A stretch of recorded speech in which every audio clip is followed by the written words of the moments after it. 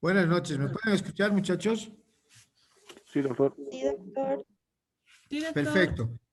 Bueno, escúchenme, el tema que vamos a avanzar el día de hoy es fisiopatología de la enfermedad ulcerosa péptica.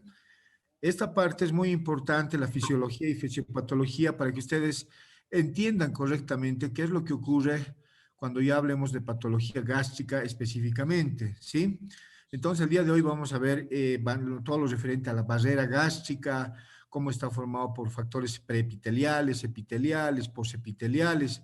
Vamos a ver los distintos, vamos a recordar los distintos tipos de células que hay en la mucosa gastroduodenal, porque todo eso seguramente ustedes ya lo han visto con su profesor de fisiología, ¿no? Luego vamos a ver la irrigación, vamos a recordar la irrigación del estómago, que es tan importante, porque mediante la circulación, mediante la irrigación llega el bicarbonato para neutralizar el exceso de hiperacidez, por ejemplo, que puede tener un paciente determinado. Ya hemos hablado todo lo referente a la anterior clase al HP, sí, es importante también recordar todo lo referente al HP, pero eso ya lo hemos visto, ¿no? Y vamos a ver muchos aspectos, vamos a ver cómo, vamos a recordar cómo está constituida la glándula gástrica, muchos aspectos que son importantes que ustedes recuerden, porque eso, como les vuelvo a repetir, eso seguro ya lo han visto con su profesor de fisiología y también fisiopatología, ¿no? Bueno, hablando un poquito de introducción, la úlcera péptica es en general la expresión clínica del daño máximo que puede presentarse en la arquitectura normal del estómago. Es decir, en esta patología va a haber una solución de continuidad, va a haber una pérdida de sustancia o un defecto, ¿no? En la mucosa gastroduodenal, a consecuencia, obviamente, de un problema inflamatorio crónico. Es decir, el paciente habitualmente empieza teniendo como patología una gastritis, ¿no? De distinta índole y obviamente si la gastritis no es tratada oportunamente, progresa en el paciente a una enfermedad ulcerosa péptica, ¿no? Por la acción lesiva de múltiples factores, por ejemplo, el HP, el ácido, la pepsina, los antiinflamatorios no esteroideos, es decir, los conocidos AINES, ¿no? Miren, ¿qué nos muestra esta diapositiva? Nos muestra el hecho de que vemos una biopsia, ¿sí? Del estómago en la cual se ve un defecto, ¿no? Una pérdida de sustancia, una alteración morfológica a este nivel y obviamente esto nos está hablando de que el paciente ha desarrollado ya una solución de continuidad, es decir, una úlcera, ¿no? Y para que tengamos o no lesión a nivel de la mucosa del estómago, muchachos, tiene que haber un equilibrio entre los factores agresivos que eventualmente existen en la mucosa gastroduodenal. Cuando estos dos factores están en equilibrio, habitualmente no llegamos a tener daño. Pero cuando estamos susceptibles de tener daño, cuando se rompe este equilibrio, obviamente a favor de uno de estos elementos, principalmente a favor de los factores agresivos, ¿no? Para que tengamos daño. Vamos a hablar enseguida cuáles son los factores agresivos y defensivos que se encuentran en la mucosa gastroduodenal. Lo que les decía, hay factores defensivos. ¿Cuáles principalmente defensivos? El moco, ¿sí? El bicarbonato, el flujo de sangre es muy importante, ¿sí? Vamos a ver más adelante que hay 6 arterias principales y 6 accesorias que están irrigando la mucosa gástrica principalmente. También las prostaglandinas y los factores de reparación y regeneración, que son el factor de crecimiento epidérmico, la saliva.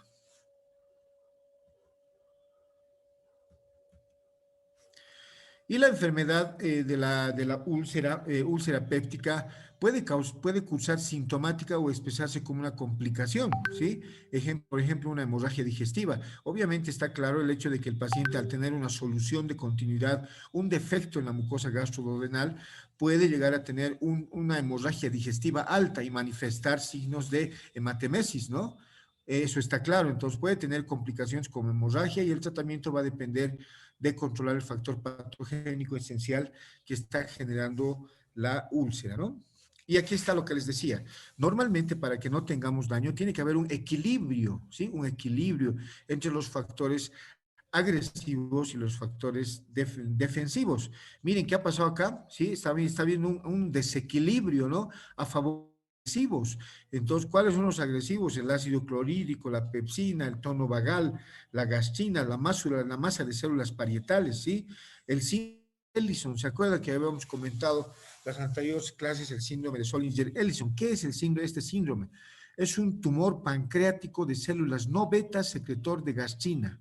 Este paciente en esta patología tiene exagerada liberación de gastrina al torrente sanguíneo y obviamente, ¿dónde actúa la gastrina? A nivel de las células parietales para la mayor producción de ácido clorhídrico. Este paciente obviamente va a ser hipersecretor de ácido clorhídrico, ¿no? ¿Y cuáles son los factores defensivos? La barrera mucosa, la resistencia mucosa y otros más. Hablando un poquito de definiciones, esta patología, la enfermedad ulcerosa péptica, es de origen multifactorial, ¿no? Está caracterizada por pérdida de sustancia, lo que les decía, un defecto, ¿no? Una solución de continuidad de la mucosa gastroduodenal que se extiende habitualmente solamente hasta la submucosa, penetrando con frecuencia la muscular y que ocurre en zonas expuestas, obviamente, a la secreción clorhidropéptica, ¿no? Aquí está el estómago, susceptible de ser dañado. Y miren, ¿qué nos muestran estas imágenes? ¿Qué podrán ver en esta imagen que les estoy mostrando acá? Hay una zona excavada, un defecto, una solución de continuidad o una pérdida de sustancia en una zona vecina al píloro. Miren, este es el píloro. Entonces, en la región prepilórica hay un defecto. Esta es una típica úlcera, ¿no? Y miren, ¿qué se está haciendo acá? ¿Qué equipo será este? Se está tomando una biopsia. Este es el equipo para tomar biopsia por endoscopía. Obviamente, para estudiar adecuadamente la lesión que está presentando el paciente en la mucosa gastroduodenal, ¿no? Hablando un poquito de la etiología y patogénesis, la causa de la úlcera, como habíamos dicho, siempre es multifactorial y en su desarrollo, en su establecimiento, puede intervenir a la vez varios factores. Habitualmente intervienen varios factores, por eso es multifactorial, o eventualmente uno solo, ¿sí? Que son suficientes para vencer los mecanismos naturales que conservan el equilibrio entre los factores agresivos y defensivos, a ese equilibrio se denomina homeostasis, ¿no? Que posee el tracto digestivo superior para mantener la estructura y la función normal a nivel del tubo digestivo, ¿sí? Y miren, todos estos son los factores de defensa y todos estos son los factores agresivos, ¿sí? Vámonos a hablar de los factores de defensa, como habíamos comentado, ¿se acuerdan? El moco, ¿sí? El bicarbonato, que es muy importante porque neutraliza el exceso de hiperacidez. ¿Por dónde llega habitualmente el bicarbonato? Lo que les decía, por la circulación sanguínea. Obviamente es muy importante que haya bicarbonato a nivel de la mucosa gastroduodenal, ¿no? Otro factor de defensa, el factor de crecimiento epidérmico. Como lo vamos a ver más adelante, vamos a ver cuáles son sus acciones, las prostaglandinas que se liberan en la mucosa gastroduodenal, que son muy importantes, tienen acciones bastante benéficas sobre la mucosa y el vaciamiento gástrico. ¿Y cuáles son los factores agresivos? Obviamente ya hemos comentado el principal, ¿se acuerdan en la anterior clase? El HP, el Helicobacter pylori, y tiene que, como hemos comentado, el HP tiene la característica de que produce una enzima, ¿no? Que se acuerdan que hemos dicho que es la ureasa, ¿sí? Que capta la urea de la circulación sanguínea y forma dióxido de carbono y amoníaco. Y el amoníaco le sirve al HP como fuente de energía para sobrevivir en un ambiente hostil, que es la mucosa gastroduodenal, y además el amoníaco le sirve para modificar el pH a nivel de la mucosa gastroduodenal, ¿no? También otro factor agresivo, el ácido clorhídrico, la pepsina, los AINES, es decir, los antiinflamatorios no esteroideos, es decir, el ibuprofeno, la indometacina, el ketoprofeno, el paracetamol, todos los que usted se acuerde, ¿no? Y el tabaquismo también, ¿sí? Y hablando de los factores agresivos, miren de estos, ¿sí? ¿Cuáles son los factores de agresión exógenos y endógenos? Eso siempre hay que saber cómo se diferencian, ¿sí? ¿Cuáles son los exógenos? Es decir, ¿qué quiere decir exógeno, muchachos? Todo lo que viene de afuera, ¿no? Entonces, ¿cuáles son los exógenos? El HP, los AINES. Imagínense, es una persona que toma AINES 2 o 3 años. Viene a su consulta médica y les dice, doctor, hace 3 años tomo AINES porque tengo artritis reumatoidea. Tomo 2 veces al día, hace 3 años este medicamento, trae indometacina, ibuprofeno.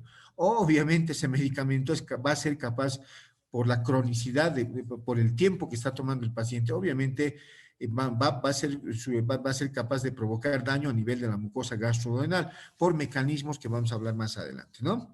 Otro factor de agresión, los irritantes gástricos. Ustedes saben de que nosotros estamos susceptibles de los irritantes gástricos, ¿no? ¿Por qué? Comemos demasiados ajíes, picantes, Cuando nos sirven el alimento, lo primero que buscamos, ¿qué es? El ají, ¿no? El ají, el picante, los condimentos. Entonces, los irritantes gástricos son factores exógenos. Las drogas, hay estudios que indican que por ejemplo, es un factor de agresión exógeno, entonces hay que tomarlo en cuenta. La cocaína produce mayor secreción de ácido clorhídrico por las células parietales y el paciente es hipersecretor y es susceptible de tener daño a nivel de la mucosa gastroduodenal, ¿no? Otros, el alcohol y el tabaco, obviamente, ¿no? ¿Sí? Los cáusticos, es decir, aquel paciente que ingiere cáusticos por alguna situación durante su vida, ¿no? Y la radioterapia, es decir, aquel paciente que está expuesto a radioterapia para tratar una neoplasia, por ejemplo, del tórax o del mediastino, como habíamos indicado en esofagitis, ¿se acuerdan? ¿Y cuáles son los endógenos? Obviamente endógeno quiere decir todo lo que está lo que se produce dentro, ¿no? El ácido gástrico y la pepsina, el ácido clorhídrico y la pepsina, obviamente, la bilis, el jugo pancreático, la urea. ¿Y quién me puede decir cuál será el mecanismo por el cual la urea es un factor de agresión endógeno? ¿Quién me podría decir qué relación tendrá este hecho con el HP? ¿Por qué la urea es un factor endógeno de agresión? ¿Quién me puede decir, muchachos? Porque hemos dicho, ¿se acuerdan que el HP capta la urea de la circulación sanguínea y mediante la enzima que produce, que es la ureasa, forma dióxido de carbono y amoníaco? Entonces es un factor de agresión. ¿Estamos de acuerdo? Y hablamos como factor endógeno de agresión también las patologías autoinmunes que puede tener el paciente a nivel de la mucosa gástrica, sobre todo. Sí, nos referimos básicamente a la enfermedad de Menetrier. La enfermedad de Menetrier es una forma de gastritis crónica, ¿sí? Hiperplásica, hipertrófica, es decir, se caracteriza porque los pliegues del estómago están bastante desarrollados y son bastante gruesos. Y se presenta este hecho por etiología autoinmune. Es decir, el propio organismo del paciente empieza a producir autoanticuerpos que van a dañar esa mucosa gástrica, sobre todo. ¿Estamos de acuerdo? Entonces, esto hay que recordarlo, ¿no? Vamos a hablar de la etiología multifactorial, factores agresivos, HP, ácido, pepsina, AINES, tabaquismo. En los defensivos ya los hemos comentado, moco, bicarbonato, factor de crecimiento epidérmico, vaciamiento gástrico, el flujo de sangre en la submucosa y las prostaglandinas, ¿no?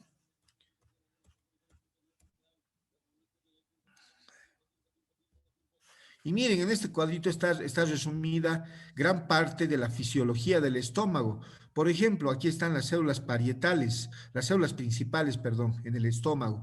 ¿Qué producen las células principales? Hemos dicho, muchachos. ¿Quién se acuerda? ¿Qué producen las células principales?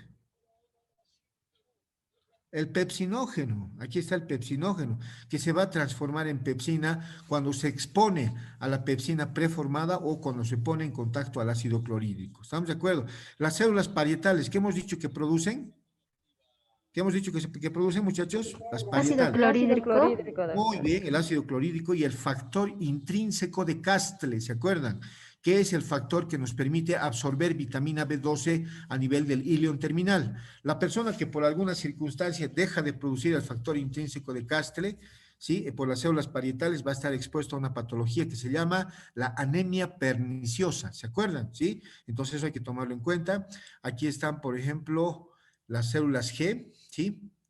Las células G que van a producir la gastrina, ¿no? Y la gastrina, ¿dónde estimula? A las células parietales para la mayor producción de ácido clorhídrico. Eso también hay que recordarlo. Entonces, en este cuadrito tenemos varios hechos de la fisiología que vamos a ir comentando y que es importante que recuerden para entender adecuadamente la patología gastroduodenal, ¿sí? Vámonos a hablar del moco. ¿Quién produce el moco a nivel de la mucosa gastroduodenal? Las células exócrinas o epiteliales superficiales también, ¿sí? Llamadas, son secretoras de moco. Este moco tiene la característica de que cubre, miren, la mucosa gástrica desde la unión gastroesofágica, es decir, desde arriba, ¿no? Desde el cardias hasta el píloro. Es decir, el estómago tiene esta protección para evitar de que el epitelio sea dañado por un factor de agresión, ¿no es cierto? Y su función principal es de producir una capa mucosa protectora, lo que les decía. Y esta barrera mucosa mantiene el enorme gradiente del ion hidrógeno a través de ella, segregando moco y bicarbonato. ¿Qué nos dice este hecho? ¿Qué nos dice esto? De que el moco va a evitar, ¿sí?, la retrodifusión de hidrogeniones, que es el hecho por el cual, ¿a qué se llama retrodifusión de hidrogeniones?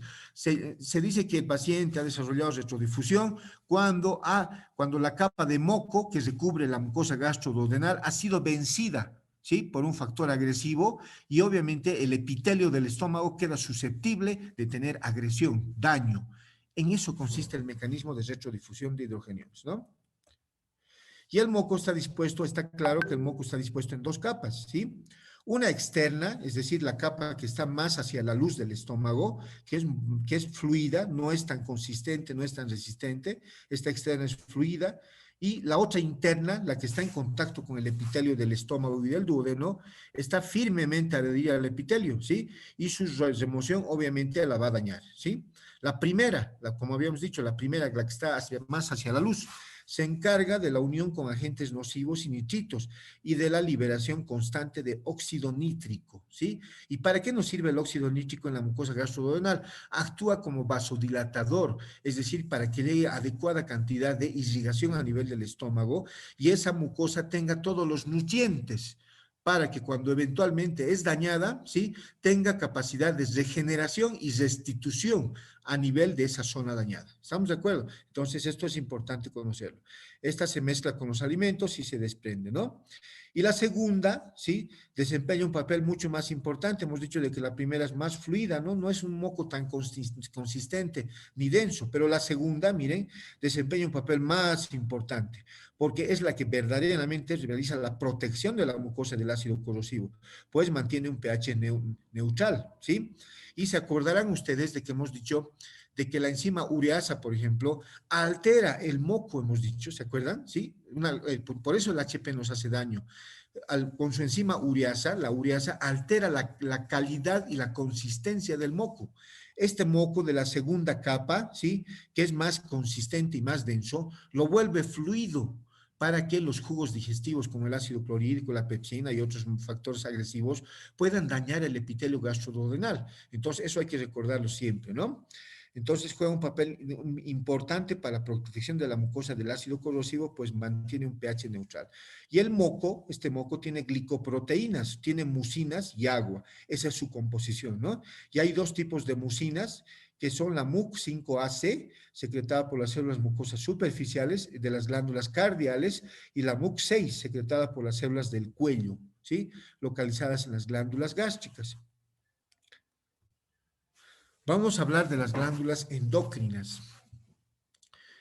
¿Qué son las glándulas endocrinas? Estas glándulas endocrinas tienen la capacidad de producir hormonas, ¿sí? Que son vertidas directamente al torrente sanguíneo y transportadas por los vasos sanguíneos hasta los tejidos blancos o diana, donde llegan a ejercer su función.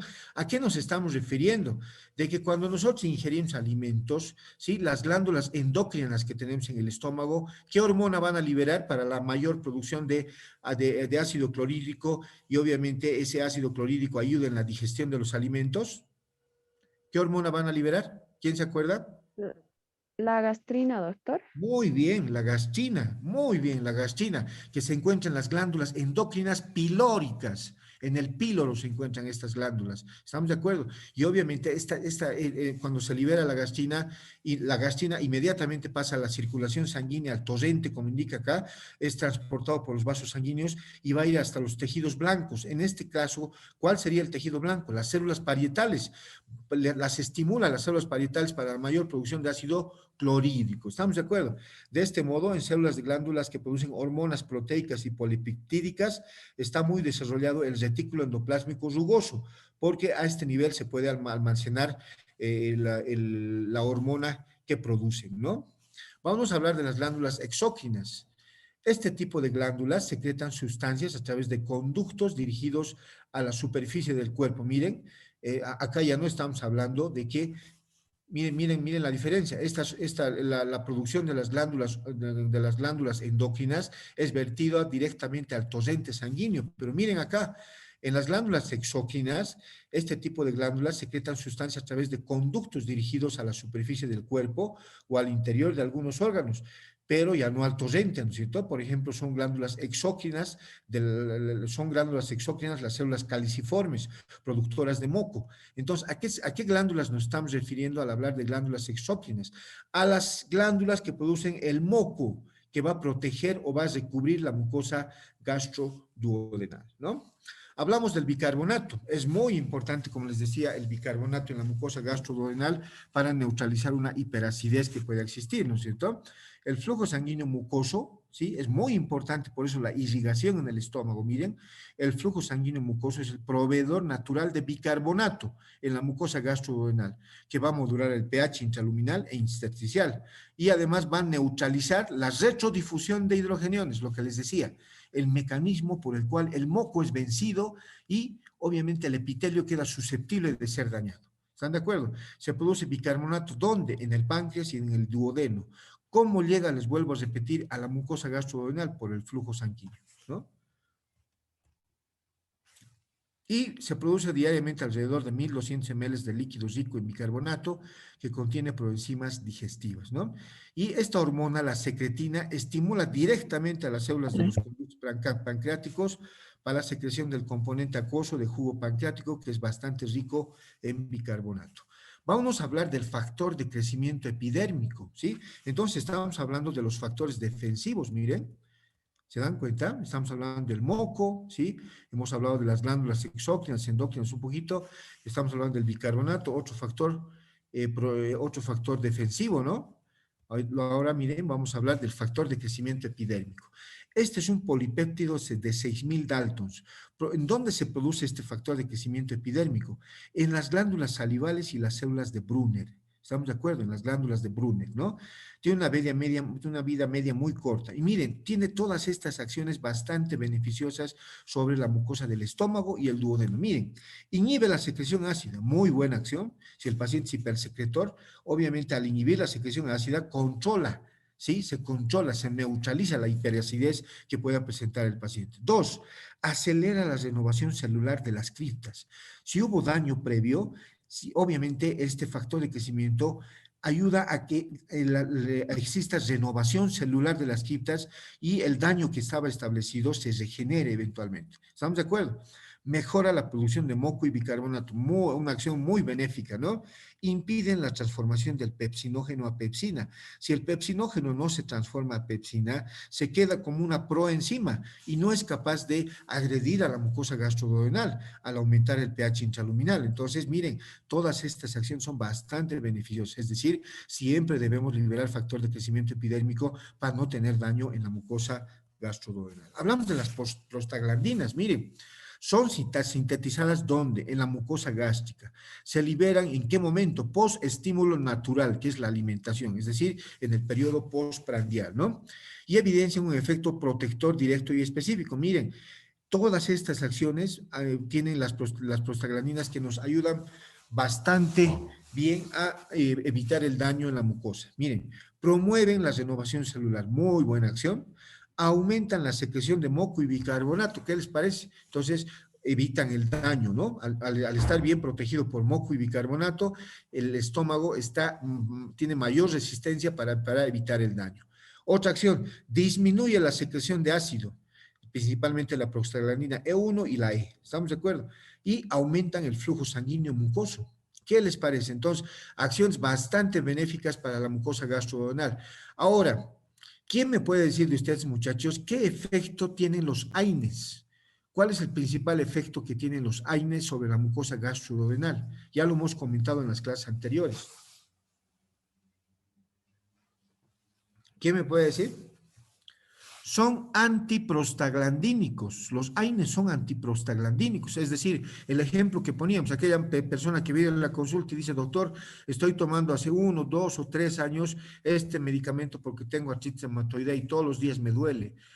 Entonces, este paciente, si toma AINES, ¿qué va a pasar? Deja de sintetizar antiprostaglandínico, evita la síntesis de las prostaglandinas y el paciente pierde estas acciones bastante beneficiosas sobre la mucosa y está susceptible de tener daño. Eso es lo que hay que entender. ¿Estamos de acuerdo? Aquí está la estructura química de una prostaglandina, ¿no? Vamos a hablar de la perfusión sanguínea. Hemos dicho de que es un factor bastante beneficioso. Es decir, la mucosa gastroduodenal debe estar bastante irrigada, debe tener una buena perfusión, un buen flujo sanguíneo, ¿no? Y la mayor parte del flujo va a la mucosa gástrica, especialmente la fúndica. Durante la estimulación de la secreción ácida, el flujo sanguíneo de la mucosa aumenta varias veces, eso siempre hay que recordarlo, y habitualmente es secundario al incremento de la secreción ácida. Y nunca olvidar de que la perfusión sanguínea es el proveedor natural de bicarbonato que modula el pH intraluminal. Y miren, esto es bien importante que lo recuerden. ¿Por qué? ¿Por qué debe tener bastante irrigación? Tiene bastante irrigación el estómago, porque está irrigado por 6 arterias principales y 6 arterias accesorias. ¿Cuáles son las principales? La coronaria estomáquica, ¿sí? Llamada también gástrica izquierda, ¿se acuerdan? ¿Alguno de ustedes me puede decir cómo está formado el trípode de Haller? ¿Cómo está formado el trípode de Haller? El tronco celíaco. ¿Cómo es? ¿Cómo está formado el trípode de Haller, tronco celíaco? La coronaria estomáquica o gástrica izquierda, la hepática y la esplénica. ¿Estamos de acuerdo? Entonces, las principales, coronaria estomáquica o gástrica izquierda, la pilórica, la gastroepiploica izquierda, la gastroepiploica derecha, los vasos cortos del estómago y la gastroduodenal. Estos son los 6 principales. Y los accesorios, la pancreatoduodenal superior, la supraduodenal, la retroduodenal, la transversa del páncreas, la dorsal del páncreas y la diafragmática inferior izquierda. Es decir, esta irrigación se debe mantener siempre para que mediante la irrigación lleguen todos los nutrientes que requiere esa mucosa para que funcione adecuadamente y tenga mayor resistencia al daño que puede existir eventualmente en la mucosa gastroduodenal. ¿Estamos de acuerdo? Y miren, acá está una fotito, ¿no? Miren, la irrigación es bastante exquisita, ¿no? En la mucosa gastroduodenal. Aquí está el estómago, aquí está el píloro y aquí está el duodeno, ¿no?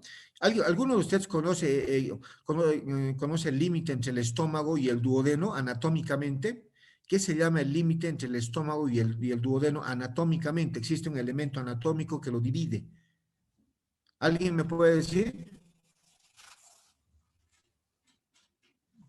Bueno, hay una venita aquí, se llama la vena pilórica de Mayo, ¿sí? Aquí en la cara anterior, ese es el límite, ¿no? Hablamos del vaciamiento gástrico, ¿sí? El resultado final de toda actividad muscular cuando tenemos peristaltismo en el estómago es vaciar obviamente el contenido del estómago en el duodeno, ¿no? De forma que la digestión y la absorción continúen. Para este fin, el tracto gastrointestinal necesita producir movimientos coordinados. ¿Cuál es el efecto del vaciamiento gástrico en la lesión gastroduodenal? Si tenemos un vaciamiento gástrico retardado, es decir, el paciente está con una dispepsia secundaria a una gastritis aguda, por ejemplo, va a tener vaciamiento gástrico retardado.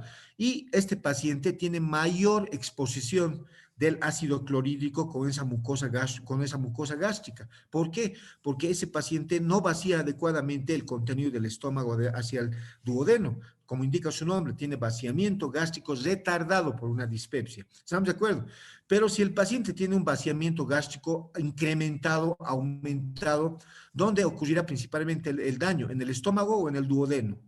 Obviamente que en el duodeno va a haber mayor carga ácida en el duodeno y eso condiciona lesión a ese nivel. Entonces, esa sería la importancia principal del vaciamiento gástrico. ¿Sí?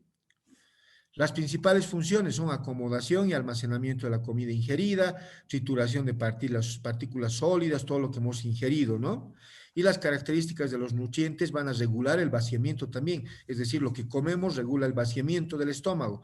El aminoácido triptófano, por ejemplo, ¿sí? Que es el precursor de una...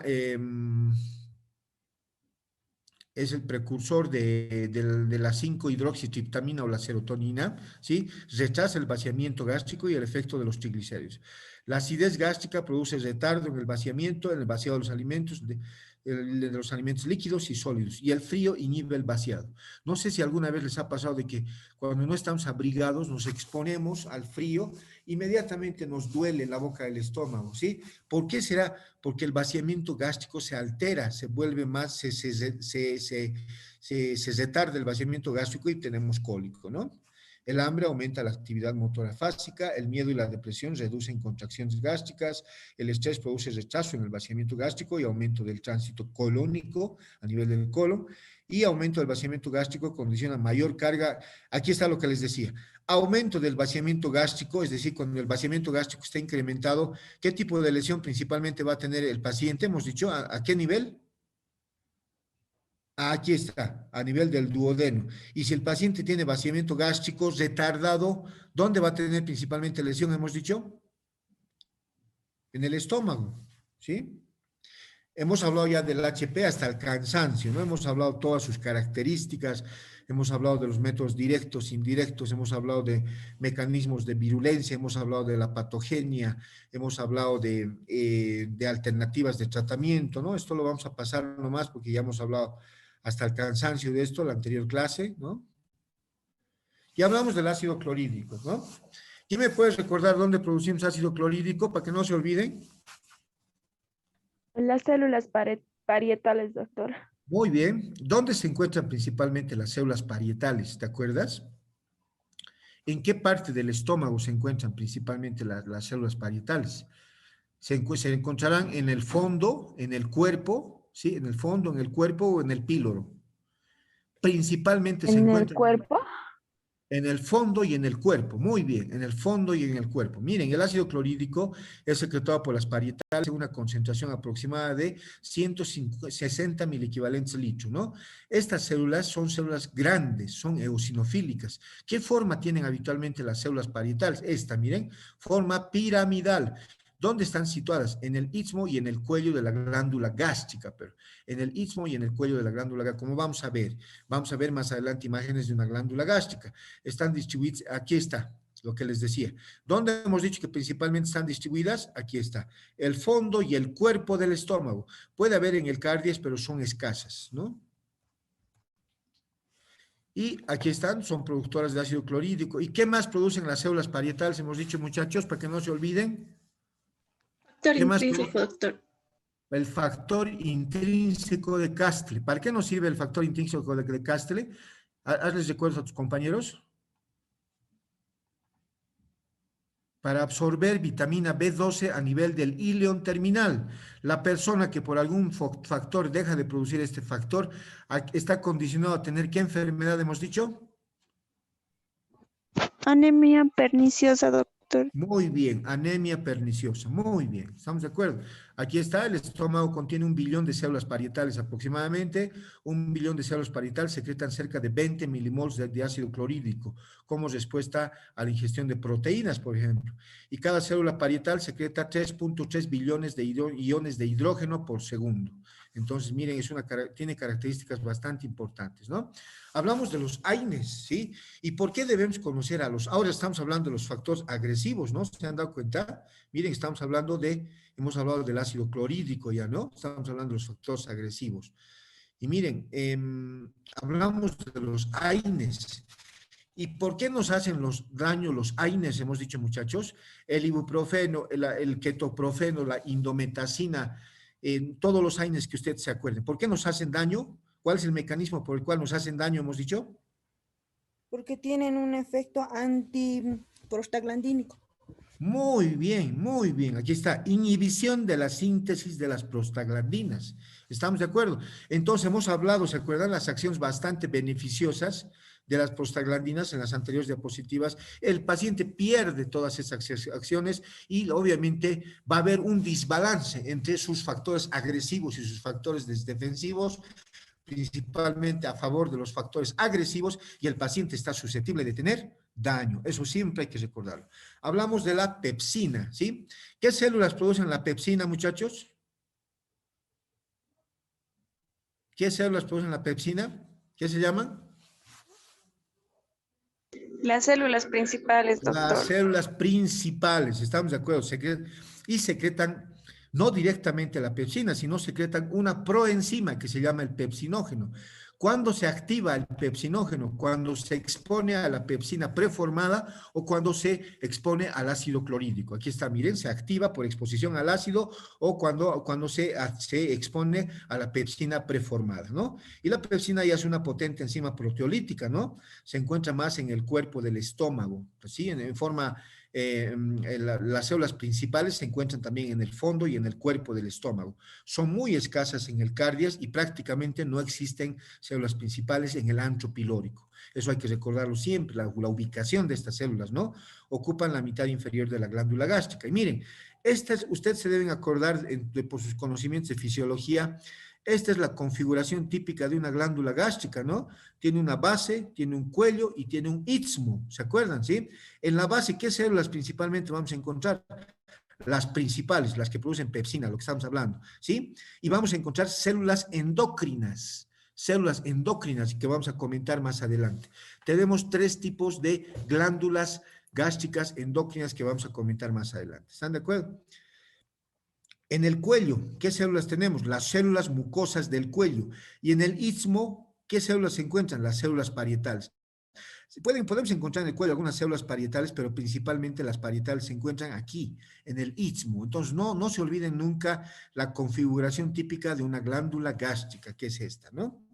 Esto ya lo han visto ustedes con su profesor de fisio seguramente, ¿no?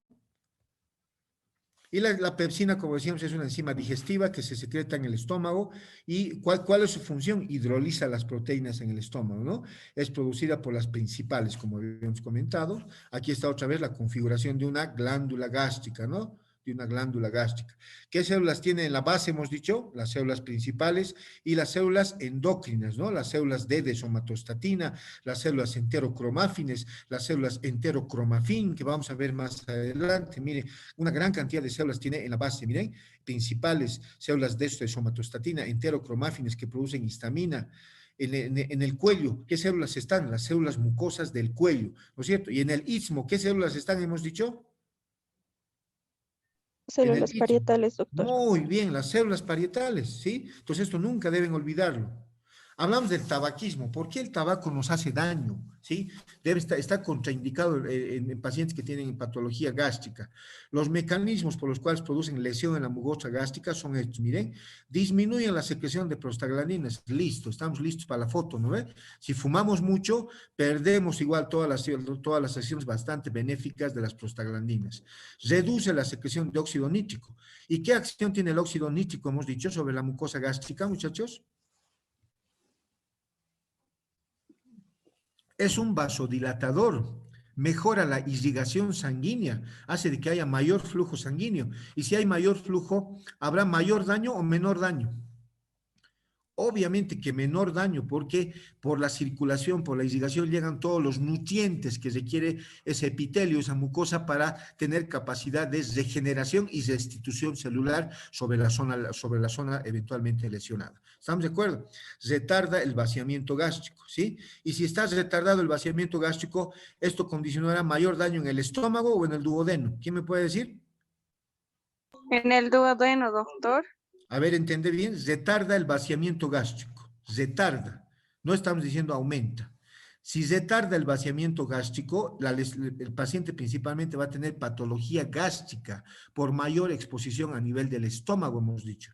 Pero si está incrementado el vaciamiento gástrico, hay el vaciamiento gástrico se produce más rápido de lo habitual, está incrementado, donde principalmente va a haber daño. En el duodeno, por mayor carga ácida en el duodeno. Eso nunca lo olviden. ¿Estamos de acuerdo? Disminuye la secreción de bicarbonato por el páncreas y expone al daño y la mucosa duodenal y facilita la agresión del HP. Entonces, todas estas son las acciones por las cuales el tabaco, fumar no es bueno porque nos produce daño. ¿Estamos de acuerdo? ¿Sí? Alguna vez todos nos antojamos un puchito, ¿no? Todos, cuando hace mucho frío, no sé, pero, o sea, fumar en exceso no es bueno, ¿no? Hemos hablado del tabaco, hemos hablado de los AINES, el alcohol también, ¿no? Obviamente nos daña bastante la mucosa. ¿Pueden ver la imagen, muchachos? Sí, doctor. Bueno, continuamos un poquito hablando de epidemiología.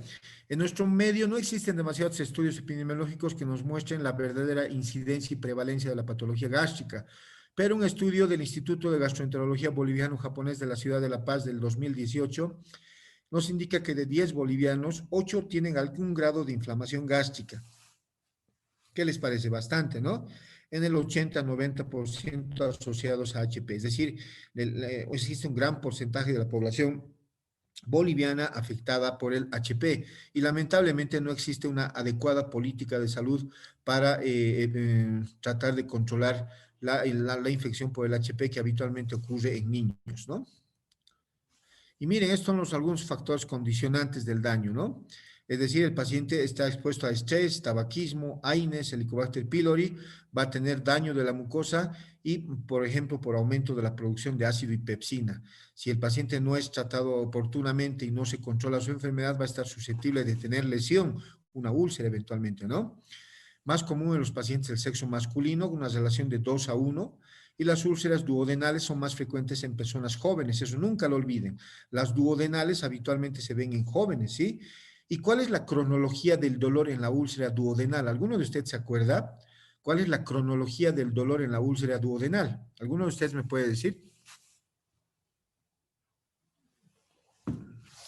Es decir, en la cronología del dolor en la duodenal es de que el paciente habitualmente despierta con dolor en la madrugada, porque el pico de secreción de ácido clorhídrico máximo, ¿sí? Es a las 5 o 6 de la mañana. Entonces, la cronología del dolor es dolor, ¿sí? Como indica acá, ingesta de alimento, el paciente va al refrigerador, toma un vaso de leche o come algo y le calma el dolor. ¿Estamos de acuerdo? Entonces, esa es la cronología del dolor en la duodenal. Y en la gástrica, ¿cómo es la cronología? La gástrica es habitualmente más frecuente en personas mayores, ¿no? Y su cronología, el paciente ingiere dolor, ingiere alimento y siente dolor y posteriormente calma. Entonces, para que entiendan facilito, en la úlcera duodenal, ¿sí? El alimento calma el dolor, ¿estamos de acuerdo? Y en la gástrica, el alimento ocasiona el dolor, ¿estamos de acuerdo? Para que no se olviden, ¿sí? Los factores de riesgo, ya lo hemos comentado, HP, AINES, tabaco, dieta, estrés. Existe también un factor genético que aumenta la frecuencia familiar, ¿sí? Es mucho más frecuente en varones. La úlcera duodenal, ¿en qué grupo etario principalmente hemos dicho la duodenal, muchachos? En jóvenes, doctor. Aquí está, muy bien. La gástrica en mayores, ¿no? Relación úlcera gástrica duodenal mayor en viejos y en países en desarrollo, ¿no? Hablamos un poquito de fisiología gástrica. Contamos con 3 tipos de glándulas gástricas, lo que les decía hace un momento, ¿no? ¿Cuáles son? Las glándulas cardiales, las glándulas oxínticas y miren, las glándulas pilóricas. Entonces tenemos 3 tipos de glándulas, ¿no? Vamos a hablar de las glándulas cardiales. ¿Qué característica tienen? Son ramificadas, secretan moco principalmente. Estas cardiales, moco principalmente. Son las células y estas glándulas cardiales contienen células mucosas superficiales. ¿Cuál es su función? Como indica su nombre, producen moco, ¿no es cierto? ¿Sí?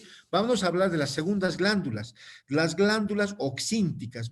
¿Dónde se localizan principalmente las oxínticas? Más en el fondo y en el cuerpo del estómago. ¿Qué característica tiene? Ya no son ramificadas, sino son tubulares, ¿no? Con muy pocas ramificaciones. Y estas glándulas oxínticas tienen la característica de que tienen unas células. ¿Qué células principalmente? Las células parietales, las células principales y las células mucosas superficiales. Y estas representan el 80%. ¿Estamos de acuerdo? Entonces, estas son las más importantes, como vamos a ver, ¿sí? Hemos dicho que son 3, ¿se acuerdan? Miren, parietales, principales y mucosas superficiales. Y miren, como indica acá, está formado por 3 tipos de células. Células mucosas del cuello. Estamos hablando primero de las células mucosas. Secretan moco y pepsinógeno en poca cantidad. Esa es su característica. Principalmente moco, ¿no? Las segundas células, las pépticas o principales, lo que hemos ido hablando. ¿Qué van a producir las principales? Hemos dicho. ¿Quién se acuerda? Aquí está. Pepsinógeno, ¿no? Y también produce una sustancia que se llama la leptina. Esta sustancia inhibe el apetito, ¿sí? Es decir, existe otra sustancia que se llama la grelina, que es producido por otro tipo de células. Debe haber un equilibrio entre la producción de grelina y leptina para que, obviamente, no aumentemos de peso. Si, por ejemplo, aquel paciente que produce demasiada grelina, tiene tendencia a subir de peso porque estimula el apetito, ¿sí? Y la leptina inhibe el apetito. Entonces, eso hay que recordarlo. Y el tercer tipo de células, las células parietales u oxínticas, ¿no? ¿Qué secretan las parietales? Aquí está otra vez el ácido clorhídrico y el FIC, factor intrínseco de Castres, ¿no? Son grandes, eosinofílicas, piramidales y secretan ácido clorhídrico a una velocidad de 160 miliequivalentes litro, ¿no? Y las terceras son las glándulas pilóricas. Miren, su nombre lo está indicando, ¿no? ¿Dónde las vamos a encontrar a estas glándulas? ¿En qué zona del estómago? En el píloro o en el antro pilórico, ¿no? Como su nombre indica, se localiza más en el píloro, ¿no? La característica de estas glándulas pilóricas es de que tienen unas células que se llaman las células G. Y estas células G, ¿qué hormona producen? Aquí está la gastrina, ¿no? Y secretan escaso pepsinógeno y estas representan el 20%. ¿Estamos de acuerdo? ¿Sí?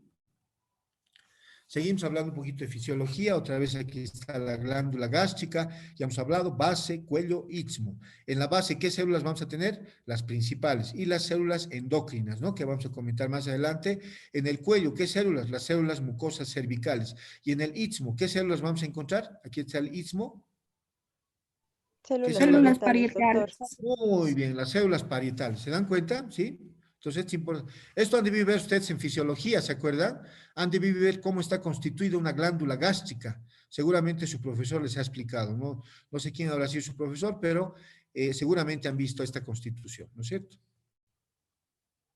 Igual acá. Además, en el estómago existen células endócrinas.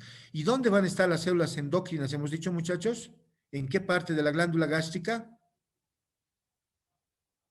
En la base, en el cuello. La base, doctor. Muy bien, en la base. Y hablamos de la célula G gastrínica, ¿no? Tiene forma de pera. Se encuentra en la base de la glándula gástrica. Está distribuida profusamente.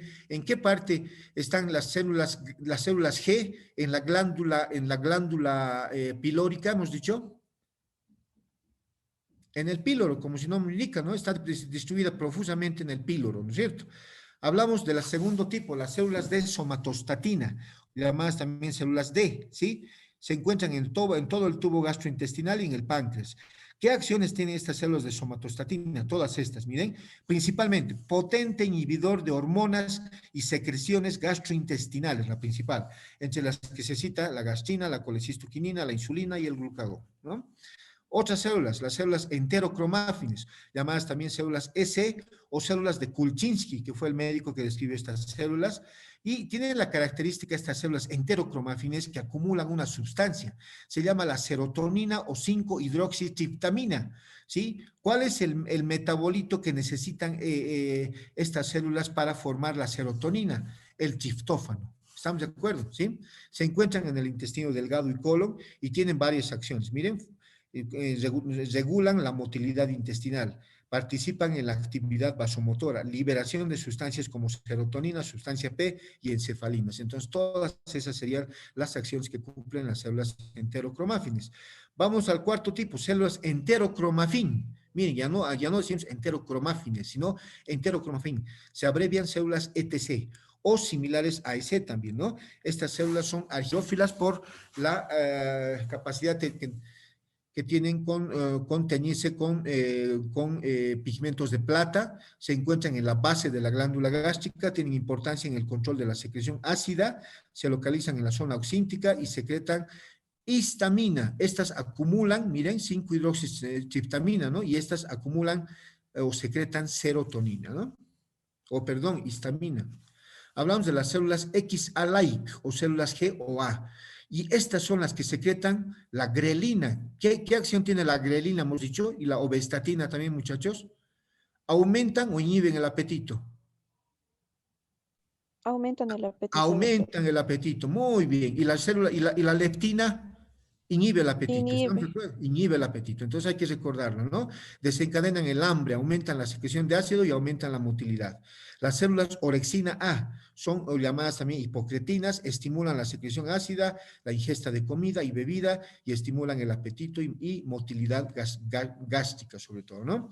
El séptimo tipo, las células S, estas células todavía están en estudio, SP, D1 o X se llaman, ¿no? Son endócrinas, no se conoce exactamente su función, pero secretan polipéptidos que se parecen mucho a los anteriores neuropéptidos que hemos hablado y que se secretan en la mucosa gastroduodenal. Entonces, esas células también hay que recordarlas, ¿no? Y no olvidar que el estómago está controlado por el sistema nervioso autónomo, siendo el nervio vago, el principal componente del sistema nervioso. Ahora, ¿qué relación habrá del estómago con el nervio vago en la secreción que tienen algunas células del estómago? ¿Quién me puede decir? ¿Por qué algunas personas vienen a la consulta? Doctor, yo me cuido de mi dieta, no como nada irritante, no tomo, no fumo, no como en la calle, me cuido bastante, pero soy muy nerviosa. Es decir, ¿qué relación habrá entre el estrés, la tensión nerviosa con el grado de lesión que pueda haber? ¿Por qué se dice que habitualmente las personas nerviosas tienen úlceras? ¿Por qué? ¿Por qué mecanismo? Por esto, muchachos, porque las personas que son muy nerviosas, tienen mucha tensión nerviosa y estrés, ¿sí? Tienen estimulación del nervio vago y este vago secreta un neurotransmisor que se llama la acetilcolina y la acetilcolina estimula, ¿sí? La liberación de histamina y también estimula a las células parietales para la mayor producción de ácido clorhídrico. Es decir, este paciente es hipersecretor y está susceptible de tener lesión en la mucosa gastroduodenal. ¿Se dan cuenta de la relación, muchachos, que existe? Está claro, ¿no? Entonces, eso hay que recordarlo siempre, ¿no? Esto ya hemos visto, ¿sí? Los tipos de células. El 80% de las células del estómago, ¿qué se llaman? Hemos dicho.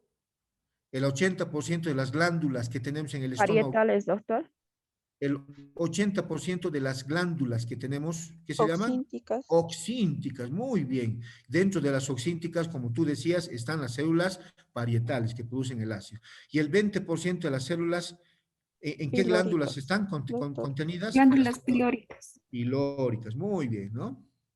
Y miren, células enteroendocrinas del estómago, hemos hablado de las células G, de las células SL, son las células similares a las enterocromáfines que acumulan serotonina, ¿no? Las células D, somatostatina, y las células A, enteroglucagón también, ¿no? Ahí, estas son las células G, ¿sí? ¿Qué van a producir las células G, hemos dicho? ¿En qué parte del estómago? Gastrina, doctor. Gastrina, muy bien, que estimula las células parietales para la mayor producción de ácido clorhídrico. ¿En qué parte se encuentran contenidas estas células G? ¿En qué glándulas? Pilóricas, doctor. Muy bien, en las glándulas pilóricas. Entonces son encargadas de secretar gastrina, ¿no? Y péptidos que inducen la secreción del ácido gástrico al estimular a las células parietales, ¿no? Se encuentran principalmente en las glándulas gástricas, pero a nivel del antropilórico, a nivel del píloro, ¿no? Eso nunca hay que olvidarlo, ¿no? Vamos a hablar de la estimulación de ácido por la gastrina, ¿no? Está claro que la gastrina va a estimular en forma, como indica acá, en forma bastante fuerte o intensa, miren, aumenta hasta 8 veces la secreción de ácido por las células parietales cuando es liberada, ¿no? ¿Cuáles son los factores básicos que estimulan la secreción gástrica? Estos, miren, la acetilcolina. ¿Y quién hemos dicho que libera la acetilcolina para estimular la secreción gástrica? El nervio vago, doctor. El nervio vago, muy bien. Hay personas, muchachos, los pacientes hipersecretores que todo el tiempo están secretando demasiada cantidad de ácido clorhídrico y tienen úlceras refractarias o recurrentes que no están pudiendo ser tratadas adecuadamente con medicamentos, ¿sí? Pueden ser tratados con una alternativa quirúrgica que se llama la vagotomía, ¿sí? Es decir, la sección del nervio vago a su ingreso a la cavidad abdominal, ¿sí? A nivel de una rama del vago que se llama el nervio de la Target, ¿sí? Y este paciente, o sea, pierde el estímulo del nervio vago que libera acetilcolina, es decir, se maneja de mejor manera su enfermedad al seccionarle el nervio vago. Eso como comentario, ¿no? Entonces, ¿cuáles son los factores que estimulan la secreción gástrica? Acetilcolina, gastrina e histamina. Hablamos de la acetilcolina. Estimula, ¿qué característica tiene la acetilcolina? Miren, estimula la secreción de todos los tipos de células secretoras de las glándulas gástricas, es decir, a todas estimula. Miren, a todos los tipos de células secretoras de las glándulas gástricas, es decir, pepsinógeno, ácido clorhídrico y moco también, ¿no es cierto? Vamos a hablar de la gastrina e histamina. Estimulan estas dos intensamente la secreción de ácido clorhídrico, ¿no? Por las células parietales. Su efecto por los demás es escaso. Esa es la diferencia entre la secreción entre acetilcolina y gastina e histamina. Esta estimula a todos los tipos de células secretoras y esta solamente, miren, estimula la secreción de ácido por las células parietales. Su efecto sobre los demás es muy escaso. Otras sustancias que estimulan células secretoras son los aminoácidos circulantes, la cafeína, es decir, el hecho de tomar mucho café y el alcohol también. Por eso el alcohol nos hace daño, miren, porque estimula, ¿sí?, la secreción de ácido, ¿no? Hablamos de la estimulación nerviosa de la secreción de ácido, ¿sí? Entonces, la estimulación nerviosa proviene de los núcleos motores dorsales de los nervios vagos, ¿no? Va a representar la mitad de las señales nerviosas que llegan al estómago, alcanzan el sistema nervioso entérico para alcanzar luego a la glándula gástrica. ¿Y qué neurotransmisor liberan? Hemos dicho, aquí está lo que habíamos dicho, miren. El neurotransmisor liberado en las terminaciones de los nervios vagos es la acetilcolina, ¿no es cierto? ¿Sí? Este es el que va a estimular a nivel de las glándulas parietales para la mayor producción de, obviamente, primero de gastina y después de ácido clorhídrico, ¿no? La histamina es un derivado aminoácido, estimula la secreción de ácido por las parietales. Es por eso, muchachos, miren, estimula la liberación de ácido por las células parietales. Ustedes saben de que existen medicamentos para tratar la gastritis o la enfermedad ulcerosa péptica que se llaman bloqueantes H2, ¿se acuerdan? ¿Sí? Quiere decir bloqueantes de los receptores H2 de la histamina, ¿sí? Porque los H1 son receptores de alergia, ¿se acuerdan? ¿Sí? Entonces, al bloquear estos receptores, vamos a inhibir la secreción de ácido por las células parietales y el paciente que tiene lesión gástrica empieza a mejorar, ¿sí? Dentro de los bloqueantes H2, ¿se acuerdan que está la ranitidina, la famotidina, la cimetidina y la rabetidina? De estos cuatro, el que ha sido retirado del mercado ha sido la cimetidina, ¿no? Porque induce en algunos pacientes que consumen en forma crónica el medicamento galactorea, ¿sí? Ginecomastia y además impotencia sexual en el varón, ¿sí? Ginecomastia, ¿qué quiere decir? El crecimiento de las mamas, ¿no? Galactorea, secreción láctea, ¿no? ¿Sí? Entonces, esa es la acción de la histamina, estimula la secreción de ácido por las células parietales. Y la mucosa gástrica produce permanentemente pequeñas cantidades de histamina como respuesta al ácido gástrico, ¿no? Hemos hablado ya de las células enterocromáfines, que acumulan serotonina, llamada también 5-hidroxitriptamina, ¿no? Todo esto esto es repetitivo, ya hemos hablado de las células parietales, histamina, gastrina, ¿sí? Hemos hablado de las células de somatostatina, qué acción cumplen, ¿no? Hemos hablado de la secreción de las glándulas oxínticas, aquí está otra vez la glándula gástrica, ¿no? Hemos dicho que hay cuatro tipos de células, las principales producen pepsinógeno, las parietales ácido clorhídrico, las mucosas moco y las células G producen gastrina, principalmente ¿en qué zona? En el píloro, ¿se acuerdan? Hemos hablado de las principales, ¿no? Estas secretan el pepsinógeno, que luego, que esta es una proenzima, ¿no? Se va a convertir en pepsina por la exposición a la pepsina ya formada o por la exposición al ácido clorhídrico, ¿se acuerdan? Aquí está otra vez la glándula gástrica. ¿Dónde están localizadas las células principales? Hemos dicho, en la base, en el cuello o en el istmo. ¿Quién se acuerda? En la base, doctor. Muy bien. Las células parietales, ¿dónde están? En la el glándula istmo, gástrica. doctor. En el istmo, muy bien. ¿Sí? Aquí está con la constitución de una célula parietal, ¿sí? Las células parietales, aquí está, otra vez nos muestran acá las células parietales, aquí están, miren, células parietales, ¿no? Están en el istmo, ¿no? Base, cuello, istmo, ¿no? Y estas son las fases de la secreción gástrica, ¿no? La fase cefálica, la fase gástrica y la fase intestinal, ¿no? La fase cefálica tiene lugar antes incluso de la entrada de los alimentos en el estómago, ¿no? Y cuando este empieza a digerir, cuando este empieza a digerirse, ¿no? Entonces, inmediatamente nosotros estamos pasando por la calle y vemos un chicharrón. Por eso los chicharrones los ponen en la calle, ¿han visto? Cuando quieren vender, los ponen en unas bandejas grandes, ¿no? Porque por la visión, por el olor, el tacto o el gusto de los alimentos, obviamente, ¿sí? Vamos a ser estimulados, ¿no? Cuanto mayor sea el apetito, estimula el 20% de la secreción de jugos digestivos, ¿no? Entonces, en eso consiste la fase cefálica y por todos estos hechos se activa, ¿no? Se estimula la secreción, ¿no? La fase gástrica. Cuando los alimentos penetran ya al estómago, excitan los reflejos vasovagales largos, los reflejos entéricos locales, y el mecanismo gástrico va a lograr estimular secreción de jugo gástrico, ¿no? Representa el 70% de la secreción, y la fase intestinal, que básicamente consiste ya en la presencia de alimentos en la porción superior del intestino delgado, en el duodeno, ¿no? Especialmente en el duodeno puede hacer que el estómago secrete cierta cantidad de jugo gástrico por la gastrina liberada en respuesta a la distensión o por la ingestión de los alimentos, ¿no? Aquí están las fases, la fase cefálica, gástrica y la intestinal que habíamos comentado.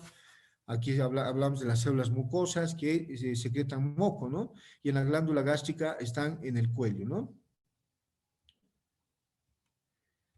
Hemos hablado de que hay factores agresivos, defensivos, aquí está repitiéndoles, otra vez comentando todo esto. Hemos dicho que la etiología es multifactorial, ¿no?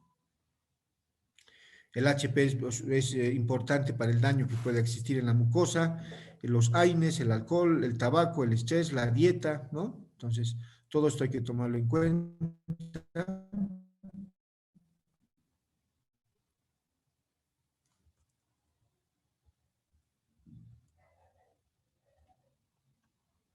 Y nunca olvidar de que la mucosa gastroduodenal se encuentra en un ambiente totalmente hostil, ¿no? En el que los alimentos irritantes, exógenos como picantes, alcohol, AINES y endógenos como pepsina, ácido, obviamente están ahí, ¿no? Y están susceptibles de tener daño, ¿no? Ante estos factores se encuentra una barrera que trata de mantener intacta la mucosa, ¿no? Y hablamos de la barrera protectora. ¿Cómo está formada la barrera protectora? Por factores preepiteliales, epiteliales y posepiteliales, ¿no? Actuamos aquí está lo que les decía, la barrera gástrica o protectora, preepiteliales, epiteliales y subepiteliales, ¿no? Por ejemplo, ¿cuáles están dentro de los preepiteliales? La secreción de moco y bicarbonato y los fosfolípidos. ¿Para qué nos sirven los fosfolípidos? Aumentan la hidrofobicidad del moco, es decir, hacen de que el moco sea más viscoso y adherente para que proteja de mejor manera al estómago, ¿no es cierto? Que aumentan la viscosidad. La fase epitelial está formada por resistencia del epitelio, prostaglandinas y factores de crecimiento, otros más que los vamos a comentar. Y la fase posepitelial por el flujo sanguíneo, ¿no?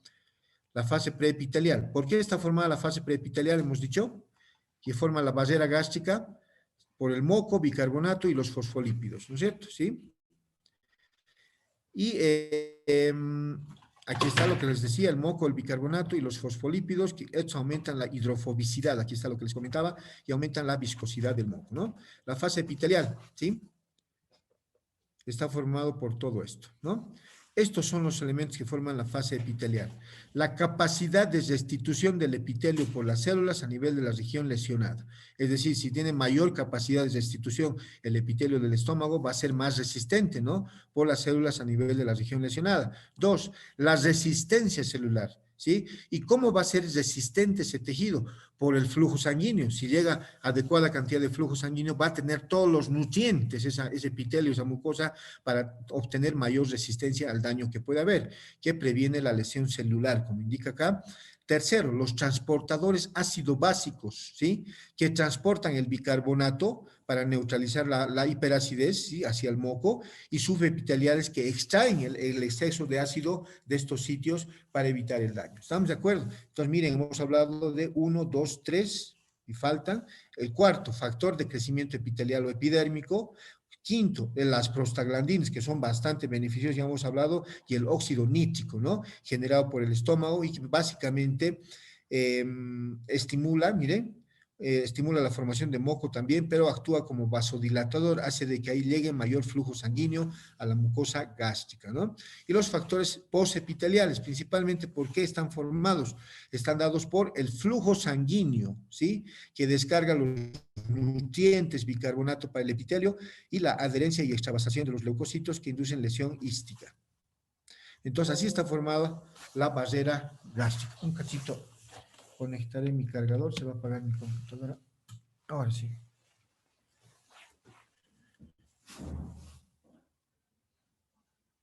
Esto ya lo hemos comentado. Y miren, frente a la lesión que podemos tener en el estómago, tenemos una defensa de primera línea, ¿sí? Que es el moco bicarbonato. Si estos dos son vencidos, tenemos una defensa de segunda línea. Células epiteliales, función de barrera, ¿sí? La barrera protectora y la exclusión de ácido. Y si esto es vencido, tenemos una tercera línea de defensa, que es la remoción de hidrógeno, de partículas de hidrógeno difundidos mediante el flujo sanguíneo y la restitución celular. Si todo esto está alterado y estas barreras son vencidas, estamos susceptibles de tener daño y podemos llegar a tener una enfermedad ulcerosa péptica, ¿no? Y estas son las capas del estómago para recordarles la túnica mucosa, submucosa, muscular y la serosa, ¿no? Hablamos un poquito de la mucosa, ¿sí? Presenta múltiples pliegues, la mucosa, esa es la característica de la mucosa en el estómago, la visión endoscópica, tiene múltiples pliegues, crestas y fobiolas, que son las criptas gástricas, ¿no? A su vez tiene 3 capas la mucosa, el epitelio, la lámina propia y la lámina muscular de la mucosa, ¿no? Y están contenidas todas estas glándulas, esto ya es repetitivo, ¿no? Glándulas del cardias, oxínticas, células principales, mucosas del cuello, endocrinas, todo esto ya lo hemos visto. Las pilóricas también, que contienen a las células G, ¿se acuerdan, no? Hablamos de la túnica submucosa, formada por tejido conjuntivo moderadamente denso, ¿no? En el cual se encuentran numerosos vasos sanguíneos, es decir, en la submucosa se encuentran los vasos linfáticos y terminaciones nerviosas. Está debajo de la mucosa y forma el plexo de Meissner también. La capa muscular está formada por 3 capas de músculo liso, que son la interna u oblicua, medio circular y externa o longitudinal, ¿no? ¿Y para qué nos sirve la capa muscular? Para el peristaltismo, ¿no? Está formada de adentro hacia afuera por fibras oblicuas, ¿no? Y aquí está, la función es producir contracciones que progresan el bolo alimenticio que ingerimos, ¿no? Eso está claro. Y la serosa, que es la más externa, ¿no? Constituida por tejido conectivo laxo, tapizada por una capa epitelial llamada mesotelio. Y la clínica que va a tener el paciente puede tener todo esto, ¿no? ¿Sí? Dolor abdominal que es epigástrico, urente, nocturno, aliviado con las comidas. Es decir, ¿cuándo van a pensar ustedes que ya no el paciente tiene solamente una gastritis, sino ya puede tener una úlcera péptica en el estómago o en el duodeno? Cuando el paciente encuentre relación de la ingestión de los alimentos, ¿sí? Y la calma del dolor o aparición del dolor. Es decir, viene el paciente, doctor, antes me ardía solamente la boca del estómago, pero ahora siento, doctor, cuando me despierto con dolor, voy al refrigerador, como algo y me calma. Ah, ¿en qué úlcera van a pensar en ese caso? Duodenal, doctor. Muy bien, duodenal. ¿Cuántos años tiene usted, señor? 22 años. Ah, es joven, entonces las duodenal se presentan en jóvenes, debe ser una duodenal. Y viene otro paciente, doctor, como algún alimento y siento que el alimento me hace doler el estómago. ¿En qué pensarían? Ahí me aparece el dolor, gástrica o duodenal. Gástrica, doctor. Gástrica. Entonces, miren, muchachos, es muy importante recordar la semiología, ¿no? Los aspectos semiológicos, la cronología del dolor, para que usted, por la clínica, sepan qué tipo de patología puede estar presentando su paciente. ¿Se dan cuenta, ¿no es cierto? Epigástrico urente, nocturno, aliviado con las comidas. Obviamente las claves, tener una buena historia clínica, antecedentes familiares, alivio con antiácidos o comidas, si consume o no AINES, será muy importante. Aquí está el dolor abdominal, características puede ser epigástrico, no irradiado, postprandial, habitualmente después de alimentos, se alivia con alcalinos, vómitos, siempre hay que preguntar los síntomas asociados, ¿no? Secundario al dolor, pérdida de peso, ¿sí? Y eventuales complicaciones que pueda estar desarrollando el paciente, que las vamos a evaluar obviamente realizando una endoscopía seguramente al paciente, ¿no? Y el diagnóstico, obviamente le vamos a hacer una endoscopía, ¿no? ¿Sí? Miren, acá está entrando el endoscopio y vamos a poder ver qué característica tiene la mucosa del esófago, estómago, duodeno, ¿no? Y los métodos de diagnóstico, ¿no? ¿Cuál será la ventaja de la endoscopía con los otros métodos de estudio del tubo digestivo? ¿Quién me puede decir, muchachos? ¿Cuál será la gran ventaja? Por ejemplo, queremos determinar la presencia del HP, ¿sí? Y hemos dicho que para determinar la presencia del HP hay métodos directos, que son por endoscopía, e indirectos, que son sin endoscopía. ¿Se acuerdan? ¿Cuál será la ventaja de los métodos directos por endoscopía? Nos permite ver directamente el tipo de lesión que ha desarrollado el paciente en el estómago o en el duodeno secundario a la presencia del HP, ¿sí? Puede haber, por ejemplo, ya una metaplasia, puede haber una úlcera, puede haber una gastritis, entonces no sabemos exactamente si no le hacemos endoscopía al paciente, ¿no? Como indica acá, endoscopía, mejor diagnóstico, posibilidad de biopsia, esa es la gran ventaja, y citología, tomar muestras de una zona sospechosa para estudio histopatológico, ¿no? Control de cicatrización y aplicación de técnicas terapéuticas. Es decir, la endoscopía no solamente es diagnóstica, sino también puede ser terapéutica para controlar un sangrado, por ejemplo. Y luego tenemos la radiología, que también es muy buen estudio, y la ventaja es de que existe mejor tolerancia, ¿no? No es un estudio tan invasivo como la endoscopía, ¿no? Y miren, ¿qué les llama la atención acá? Tenemos estómago ya con solución de continuidad, ¿no? Y aquí estamos viendo, miren, los distintos tipos de lesiones que puede tener el paciente, ¿no? Le podemos hacer también estudio varitado de esófago, estómago, duodeno con contraste de bario al paciente para ver las características de las lesiones que puede tener en el tubo digestivo, ¿no? Y aquí está lo que les decía, aquí está una endoscopía y aquí está el estudio de esófago, estómago, duodeno con contraste de bario. ¿Y qué nos muestra acá? Esta flechita nos muestra una falta de relleno de contraste en esta zona, ¿sí? En la región pilórica.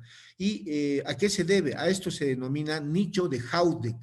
Es el nicho ulceroso donde no se marca el contraste. ¿Estamos de acuerdo? Y a esto se llama nicho de Haudeck.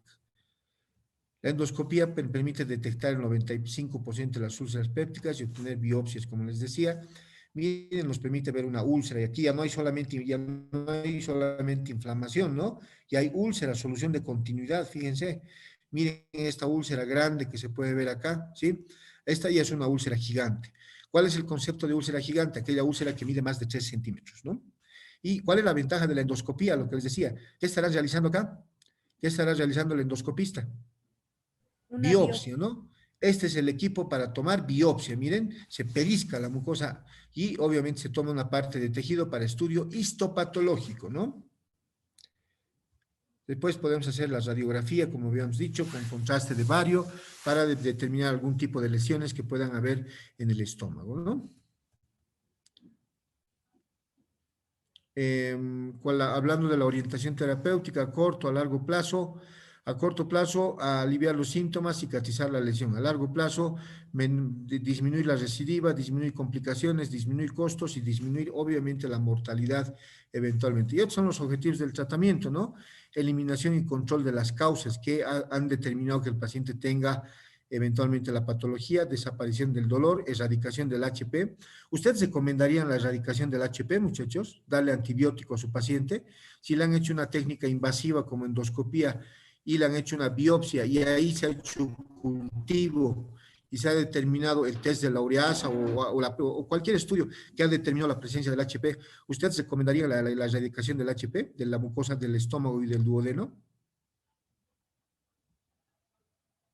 Claro que sí, es la base del tratamiento, ¿no? Y cicatrización de la úlcera, ¿no? Medios terapéuticos generales, fármacos, cirugía, ¿no?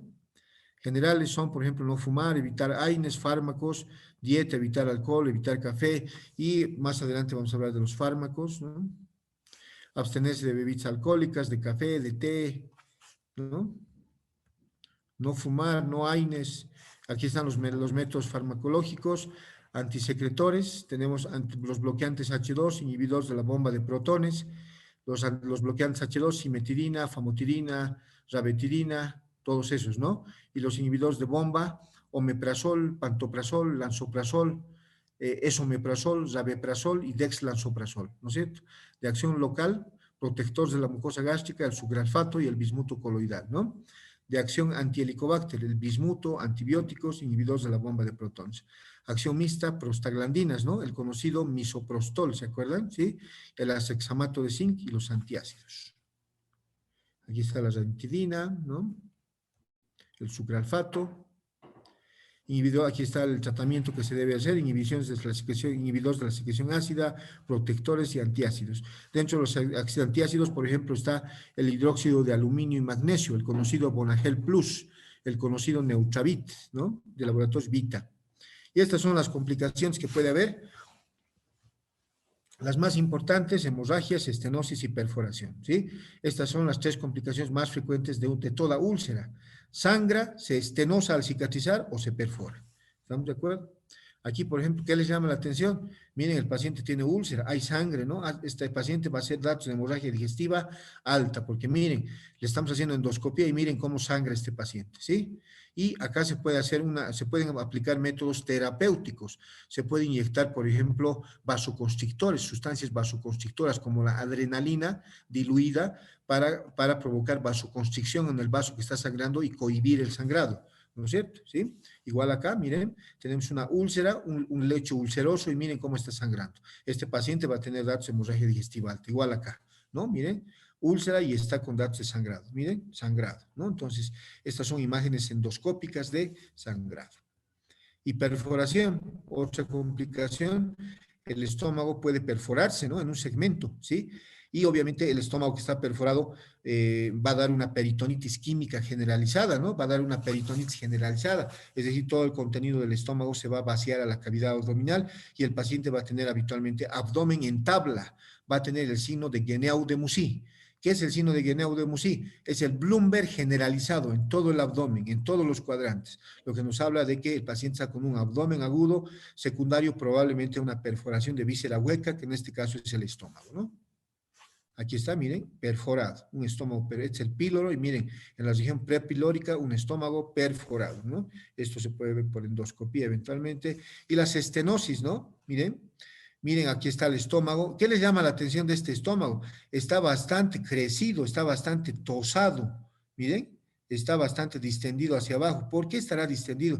Porque aquí el paciente tiene una estenosis. Miren, tiene una estenosis en el píloro. Este paciente seguramente tenía varias úlceras a este nivel que al cicatrizar han provocado una estrechez, una estenosis, ¿no? Y este paciente va a llegar a tener una patología que se llama síndrome de gastroectasia, síndrome pilórico o estómago de éstasis. Es decir, no puede progresar el alimento del estómago hacia el duodeno, ¿no? Y este paciente va a ser vomitador habitual. Doctor, como y vomito, como y vomito. Ah, no. Y el paciente tiene antecedentes de patología gástrica crónica, no habrá hecho una estenosis, eso habrá que estudiarlo, ¿sí? ¿Qué pueden hacer cuando operamos a estos pacientes? ¿Qué podemos hacer en el acto operatorio de emergencia? Esta cirugía.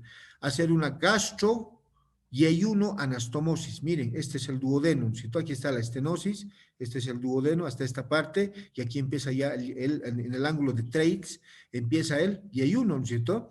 A 30, 40 centímetros del ángulo de Treitz se puede subir un asa de yeyuno. Se hace un corte en el estómago, en el fondo o en el cuerpo del estómago, y se sube un asa de yeyuno. Y se hace una gastro-yeyuno anastomosis en asa de Brown, haciendo una nueva anastomosis aquí abajo para que se mezcle bien la bilis con los alimentos. Entonces, son alternativas de tratamiento que hay que tomarse en cuenta, ¿no? ¿Sí? Miren acá, se ve el píloro puntiforme, ¿no? Como un puntito. Entonces, hay una estenosis a este nivel, ¿sí?